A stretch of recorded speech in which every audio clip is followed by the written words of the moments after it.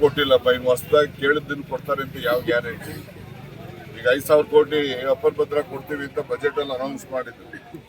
Budget ಅಲ್ಲಿ announce ಮಾಡಿದ್ಮೇಲೆ ಇಲ್ಲೂ ಕೂಡ ಬೊಮ್ಮಾಯಿ ಮುಖ್ಯಮಂತ್ರಿ ಇರೋವಾಗ ನಮಗೆ ಅಪ್ಪರ್ ಭದ್ರ ದುಡ್ಡು ಕೊಟ್ಟಿದ್ದಾರೆ, ಅವರಿಗೆ ನಾವು ಅಭಿನಂದನೆ ಸಲ್ಲಿಸ್ತೀನಿ ಅಂತ ಹೇಳಿ ವಿಧಾನಸಭೆಯಲ್ಲಿ ರೆಸಲ್ಯೂಷನ್ ಮಾಡಿದ್ರು, ಒಪ್ಪೇಷನ್ ಬಂದಿದೆ. ಕೃಷ್ಣ ಮೇಲ್ದಂಡೆಗೂ ಕೊಟ್ಟಿಲ್ಲ.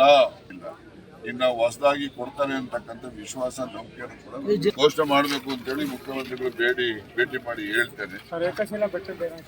ಕೊಟ್ಟಿಲ್ಲಪ್ಪ. ಇನ್ನು ಹೊಸದಾಗಿ ಕೇಳಿದ್ದನ್ನು ಕೊಡ್ತಾರೆ ಅಂತ ಯಾವ ಗ್ಯಾರಂಟಿ?